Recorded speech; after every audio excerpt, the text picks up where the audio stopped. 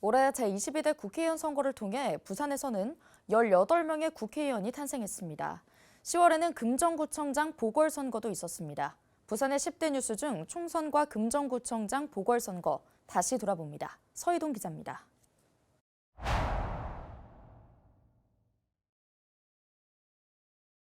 지역의 일꾼을 뽑는 제22대 국회의원 선거. 부산에서는 모두 43명이 본후보로 나서 경쟁을 벌인 끝에 18명의 새 국회의원이 탄생했습니다.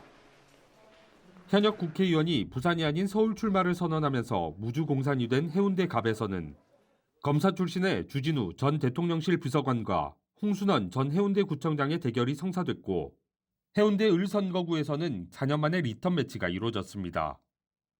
부산진 갑 선거구에서는 친이재명계 서은숙 후보와 한동훈 당시 국민의힘 비대위원장의 1호 영입 인재인 정성국 후보가 맞대결을 펼쳐 눈길을 끌었습니다. 우리 시민들이나 유권자들이 우리 지역 후보가 우리 지역의 국회의원이 어떤 공약을 발표했는지 꼼꼼히 살펴보고 향후에도 국회의원들이 약속한 그런 공약들이 제대로 지켜지고 있는지를 충분히 많이 좀 검토하고 검증할 수 있는. 4월 5일과 6일 진행된 사전투표. 부산의 사전투표율은 29.57%로 역대 최고를 기록했고, 여야 모두 자신들에게 유리한 상황이라는 해석을 내놨습니다.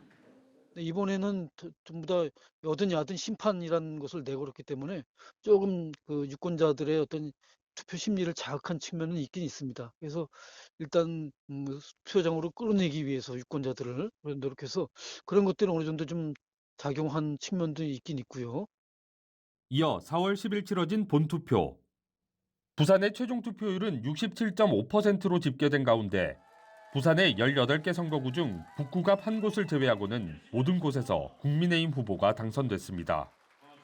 각종 여론조사에서는 보수성이 짙은 부산에서 민주당 후보의 선전도 예상됐는데, 여당 지도부 차원의 막판 지원 유세로 숨은 보수층이 결집했다는 분석이 나왔습니다. 또 지역의료 홀대 논란, 산업은행 부산 이전의 불명확성 등 민주당의 전략이 부족했다는 지적도 국민의힘 압승의 이유로 제시됐습니다. 10월 16일 금정구에서는 지난 6월 김재훈 전 구청장이 임기 중 별세한 데 따른 보궐선거가 치러졌습니다. 선거가 다가오며 여야 8명이 출사 일마를 밝혔는데 본 후보로는 모두 3명의 후보가 등록했습니다. 더불어민주당에서는 김경지 후보, 국민의힘은 윤희련 후보, 조국혁신당에서 류재성 후보가 본 후보로 등록하며 3파전의 대진표가 마련됐습니다. 이번 보궐선거의 변수로 꼽힌 것은 야권 단일화. 야권이 1대1 구도를 만들어야 그나마 승산이 있다는 전망 속에 조국혁신당 류재성 후보가 야권 단일화를 제안했고, 선거를 열흘 앞둔 10월 6일 더불어민주당과 조국혁신당의 후보 단일화가 이루어졌습니다. 단일 후보는 민주당 김경지 후보, 김 후보는 정권 심판론을, 국민의힘 윤일현 후보는 지역 일꾼론을 내세우며 맞대결을 펼쳤습니다. 투표율도 중요한 변수로 꼽혔습니다. 평일에 치러지는 재보궐선거는 통상 낮은 투표율을 보이는데, 이번 선거 투표율에 따라 선거 결과가 달라질 수 있다는 의미입니다.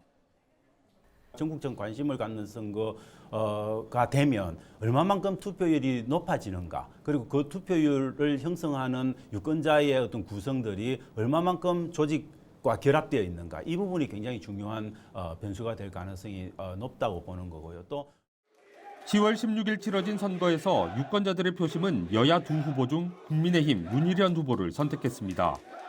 투표율은 47.2%를 기록한 가운데 윤희련 후보는 61.03%를 득표했습니다.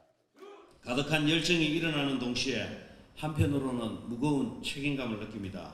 저는 국민 여러분의 위대한 선택을 엄숙하고 소중히 받들어 저에게 주어진 소명을 다하고자 합니다.